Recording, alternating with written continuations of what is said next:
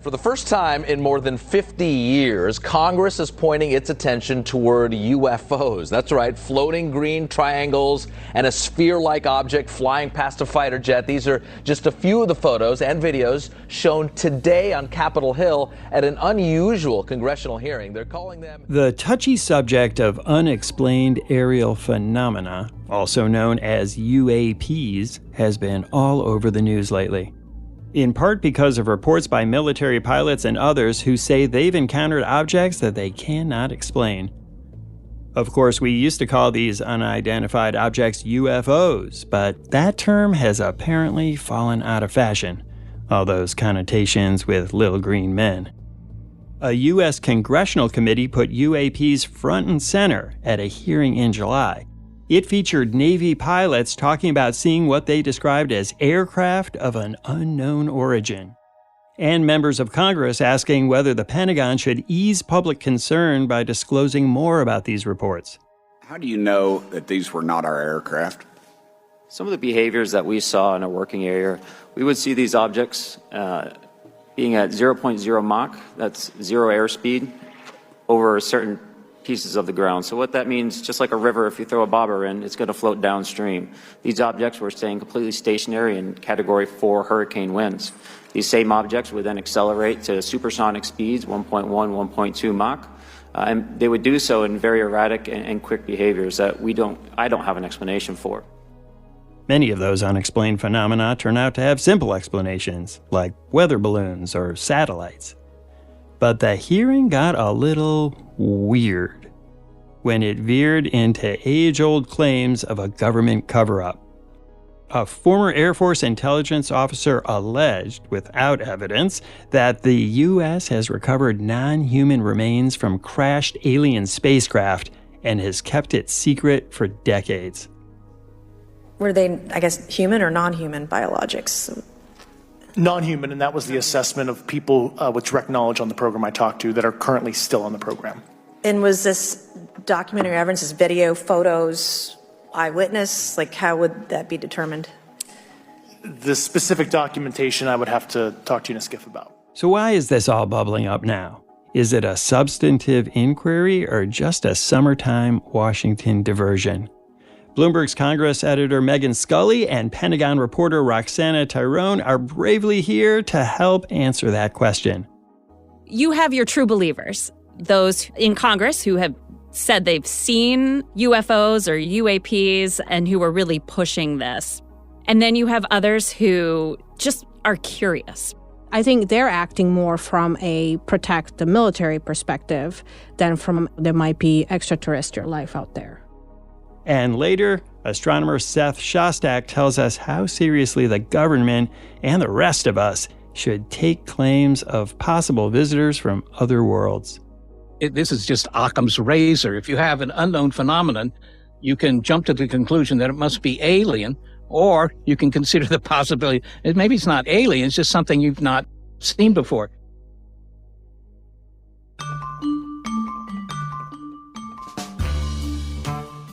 I'm Wes Kosova. Today on The Big Take, Congress puts its eyes on the skies.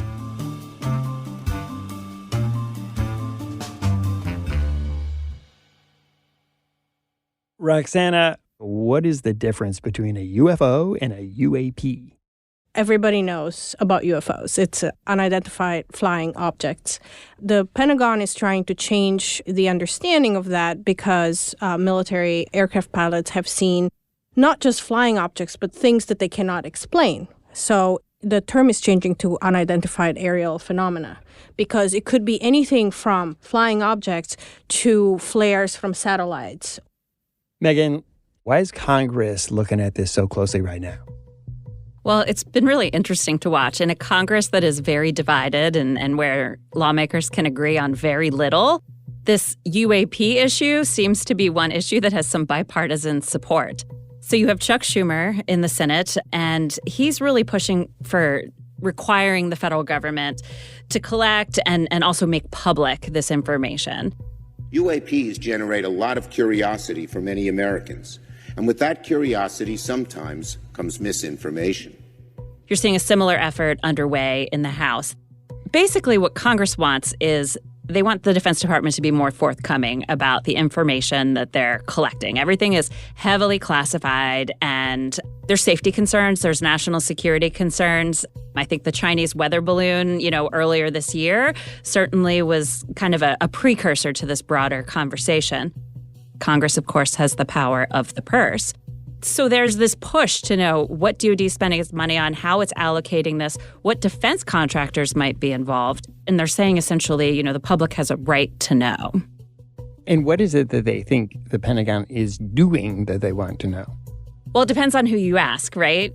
You have your true believers, those in Congress who have said they've seen UFOs or UAPs and who are really pushing this.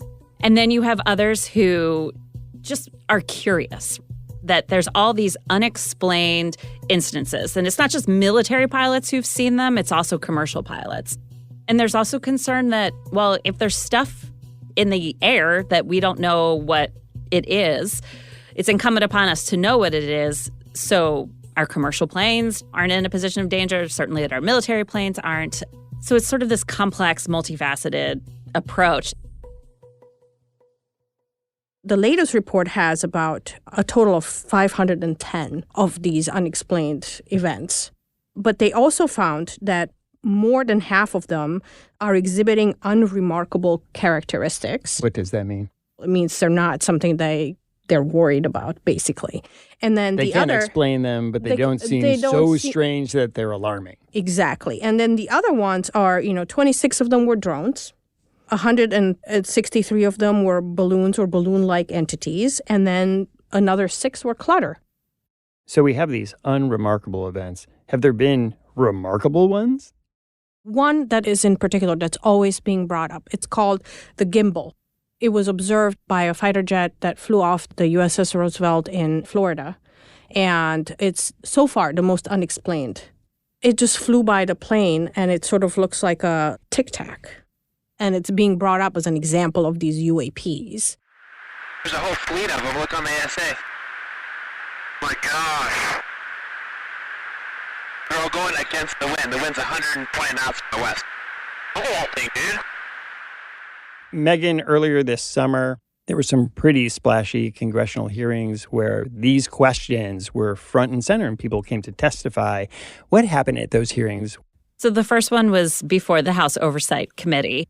This committee has been torn apart over the last several months by investigations into Hunter Biden, the president's son, by investigations into the cause of the COVID pandemic. And it has been really polarized politically. But you had this UAP hearing, and the members on both sides of the aisle came together. You had Jamie Raskin and James Comer, who were on very different sides of the political spectrum, singing from the same hymn book. Megan, whenever we're talking about this, it seems like there's two different things that we're really looking at. One is the possibility of some sort of object that, maybe a debris or a weather balloon, or maybe even something that another country has flying in our airspace. And then there's this whole question of alien life visiting the U.S., and they tend to get all lumped in together. How do you distinguish between those two things when the government is really looking at this? How much of this is, the government is looking for extraterrestrial life, or no, the government is just trying to make sure that there aren't things in our airspace that we can't identify? At least 2 of the witnesses were fighter pilots, and another was an intelligence officer who worked for the Pentagon Task Force. So, they came in with some legitimate credentials.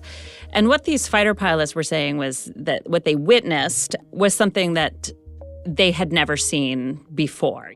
My name is Ryan Fobbs Graves, and I'm a former F-18 pilot with a decade of service in the U.S. Navy, including 2 deployments in Operation Enduring Freedom and Operation Inherent Resolve. I have experienced advanced UAP firsthand, and I'm here to voice the concerns of more than 30 commercial aircrew and military veterans who have confided their similar encounters with me. As we convene here, UAP are in our airspace, but they are grossly underreported. These sightings are not rare or isolated, they are routine. Military aircrew and commercial pilots, trained observers whose lives depend on accurate identification, are frequently witnessing these phenomena. They were also asked questions about, did you see any seams on these objects? And they said no. And sort of the basics of, could this be an aircraft that was built by China or Russia or some actor somewhere. And by and large, they said, no, this was unlike anything that we have ever seen. They had 3 witnesses, 2 former F-18 pilots, and a former intelligence officer who had worked for this Pentagon task force. And he was sort of the primary whistleblower here, the one who went public with what he had heard. He himself did not witness any of this phenomena, but he came forward earlier this summer with information that he had and filed a whistleblower complaint, most of which is classified and we don't know the details of, which he made clear repeatedly throughout the hearing. The basis of his complaint is fairly mundane. It's not about seeing little green men or even these unexplained phenomena. His complaint is essentially based on government spending. And Congress does not like it when the Defense Department or any other federal agency spends money without them knowing about it. What this intelligence officer, David Grush, said, and what I think perked many members' ears up, was misappropriation of funds. So I don't want to cut you off, but how does a program like that get funded? I will give you generalities. I can get very specific in a closed session, but misappropriation of funds and does that mean self-fund. Does that mean that there is money in the budget that is said to go to a program, but it doesn't, and it goes to something else? Yes, I have specific knowledge of that. Yep. Do you think U.S. corporations are overcharging for certain tech they're selling to the U.S. government, and that additional money is going to programs? Correct, through something called IRAD. What did this program supposedly do? He was hinting at the fact that they're trying to basically reconstruct the technologies that they're in possession of, and also that they're in possession of non-human remains. You've stated that the government is in possession of potentially non-human spacecraft. Based on your experience and extensive conversations with experts, do you believe our government has made contact with intelligent extraterrestrials? Something I can't discuss in public setting. If you believe we have crashed craft, stated earlier, do we have the bodies of the pilots who piloted this craft? As I've stated publicly already in my News Nation interview, biologics came with some of these recoveries. Yeah. Were they, I guess, human or non-human biologics? Non-human, and that was the assessment of people with direct knowledge on the program I talked to that are currently still on the program. Did he present any evidence of this? He couldn't because it's all classified, and he was very clear about it. Megan, how did the members of the committee receive this testimony, especially some of the allegations about the U.S. and extraterrestrial life? They listened very intently. Given that the 3 officials testifying before them were former military, that certainly lent some credence to what they were saying. But nobody really brushed aside these allegations. They were taken remarkably seriously, and the panel, which is a very partisan panel, this was probably, I would say, of all the hearings that I have watched this year by this committee, probably the one with the most bipartisanship. Why do you think that they were able to come together on this? I think because they're genuinely curious. There's enough of these incidences, whether they believe that it is an alien form or whether they believe it is a potential, enemy aircraft.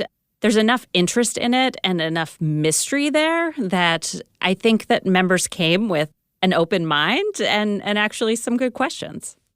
Roxana, what has the Pentagon said about all of this? Obviously, these would be some pretty serious charges if the Pentagon was spending money without telling anybody.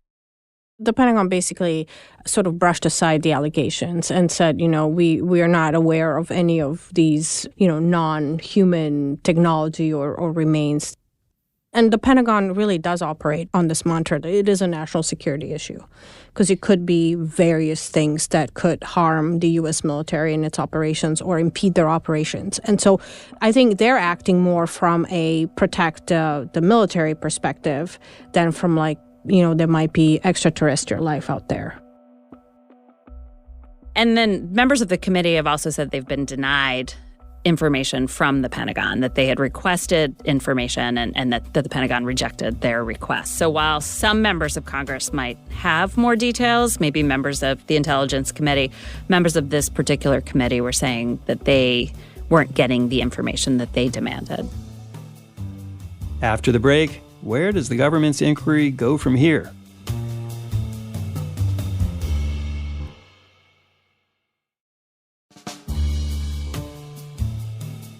Roxana, in 2022, the Department of Defense created this thing called the All-Domain Anomaly Resolution Office, very Pentagon-sounding office. It's supposed to investigate and keep records of sightings. What exactly is this? So actually, this office was renamed by the Pentagon, but it was created by Congress in defense legislation because they wanted to know more. And they wanted to have a centralized agency at the Pentagon dealing with these issues.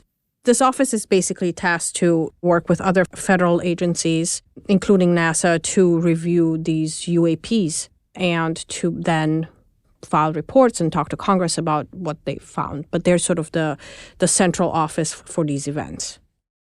Megan, what are the next steps from Congress in asking for clarity, for answers from the Pentagon on this question? There's this amendment from Senator Schumer that's attached to the National Defense Authorization Bill, this must-pass piece of legislation that's been enacted for more than 6 decades now. And it's in the Senate version of the bill, and it would essentially ramp up oversight of this area.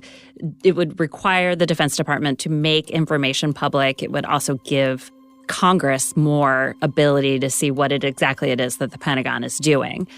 That is in the Senate version of the bill. It's not in the House version. So the two chambers need to negotiate differences in the measure before they come to a final.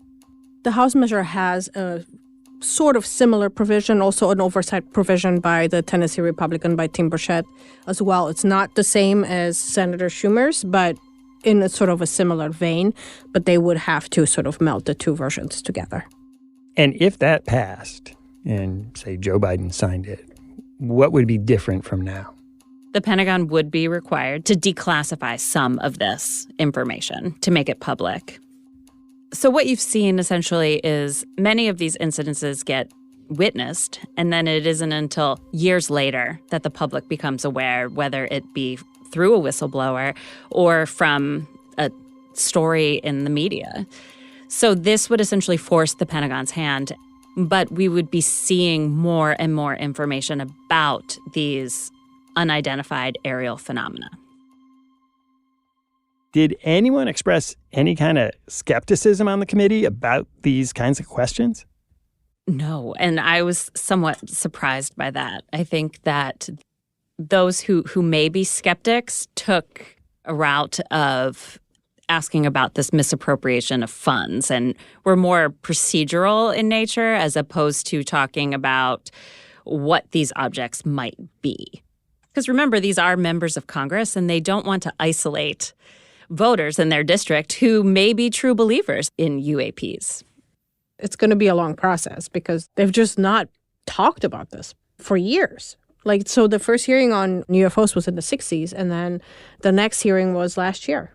I mean, it took 40 years to talk about this in Congress, in open session. So I think it's just like a very slow-moving, train here. Megan, Roxana, thanks so much for coming on the show. Thanks. It's been a pleasure. Thanks for having us. It's novel for Congress to take up the question of extraterrestrial life, but other organizations have been on the lookout for years, like the SETI Institute. SETI stands for the Search for Extraterrestrial Intelligence. It's a nonprofit research organization that's been around since the 1980s. I asked SETI's senior astronomer, Seth Shostak, what he made of the hearings. Of course, the most, remarkable thing about the hearings for me was when this former intelligence officer, David Grush, claimed that the government had teams of experts who routinely went out into the field to recover crashed alien spacecraft and occasionally crashed aliens. That struck me. What did you think of that testimony? As somebody who studies this all the time, did you find that intriguing, or did you meet it with a certain amount of skepticism? a lot of skepticism, actually. It's sort of like my next door neighbor claiming that he's had ghosts living in his attic for the last 20 years. I mean, it would be important if true. What was it about his testimony that struck you as implausible? He didn't say anything that was impossible. Nothing he said would violate physics. But he didn't offer any evidence to back that up. He was just saying it. So regarding him as an authority, people who like to think the aliens are here would say, see, that's proof. And that was just one part of the hearing. It certainly was the splashiest. But there was an entirely different line of questioning, and that was around pilots who have seen things while they were flying that they just can't explain. I mean, I don't doubt them. I don't think that the pilots are deliberately fabricating anything. I think that they're, telling it like it is. So they see something in the sky and they don't understand it. Well, there are things in the sky that maybe they wouldn't understand, right? And there's a whole laundry list of things that, are up in our airspace that have nothing to do with aliens, but, they might not be instantly recognizable. Even aircraft at a distance might not be instantly recognizable. Well, there have been any number of these things that the Pentagon was eventually able to identify what they were, but quite a few of them where they still haven't. And I think people's minds immediately go to alien spacecraft or something from outer space. Is that where your mind immediately goes? No, that's about the last thing I would consider, because this is just Occam's razor. If you have an unknown phenomenon, you can jump to the conclusion that it must be alien, or you can consider the possibility that maybe it's not alien, it's just something you've not seen before. What are some of the things that you would think would explain things that experts who are looking at this, they just can't figure out what they are, especially craft that seem to move in ways that defy anything that we currently know exists? Yeah, that argument is always a little bit suspect in my eyes, because they say, oh, this thing was moving and accelerating in ways that, no earthly craft could.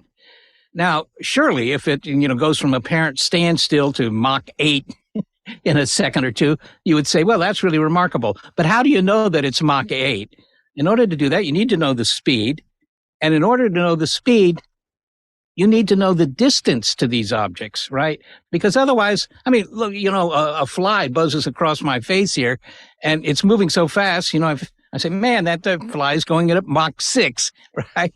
No, it's just very close to me. So you do need to know the distance, and they don't have any distance estimates that I've ever seen. And actually, it's quite hard to understand how they would have any distance estimates. They just have cameras that are giving you imagery of what's in front of you, but they don't know how far in front of you. It's a crucial bit of information. When we come back, what would it take to persuade Seth Shostak that extraterrestrials have visited Earth?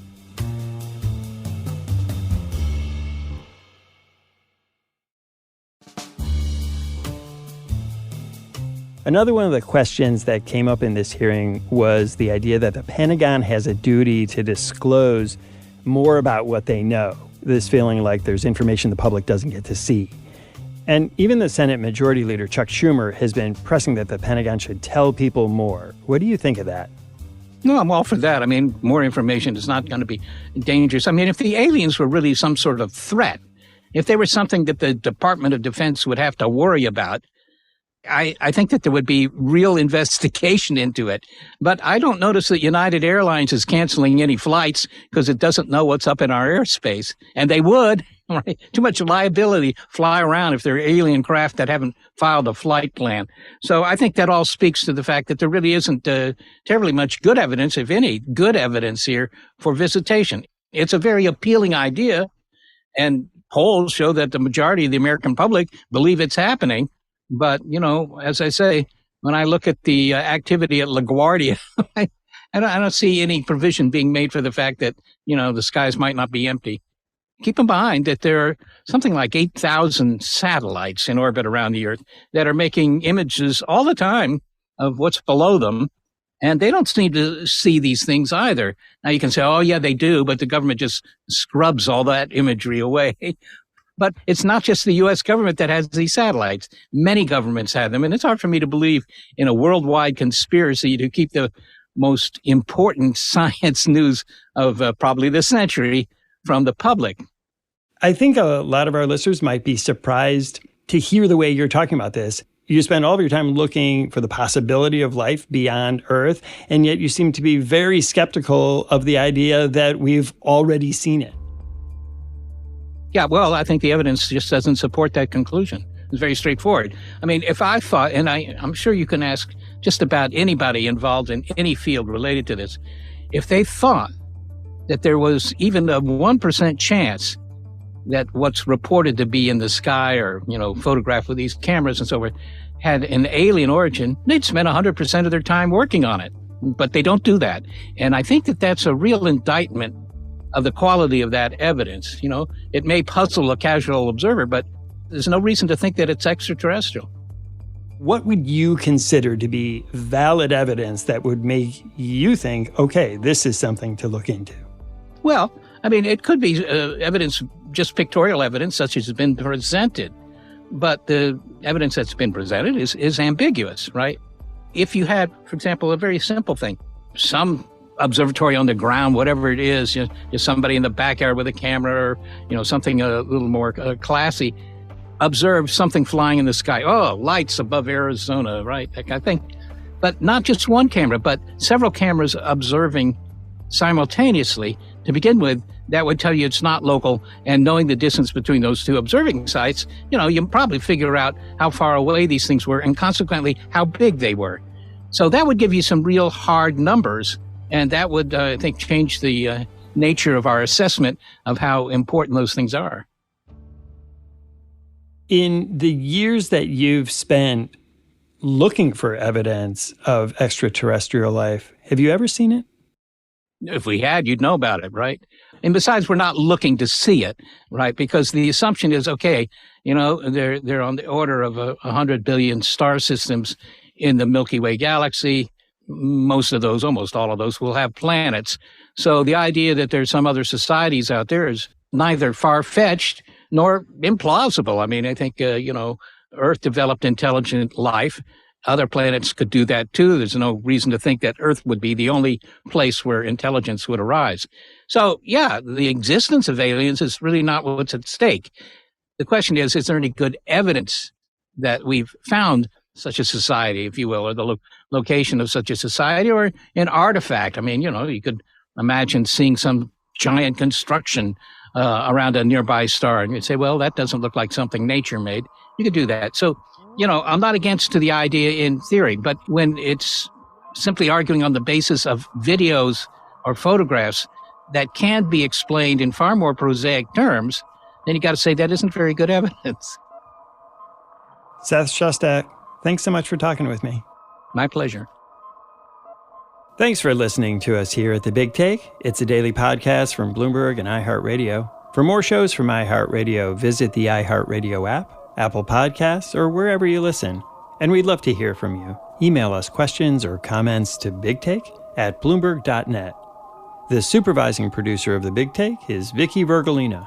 Our senior producer is Catherine Fink. Rebecca Chasson is our producer. Our associate producer is Sam Gebauer. Raphael Amsili is our engineer. Our original music was composed by Leo Sidran. I'm Wes Kosova. We'll be back tomorrow with another Big Take.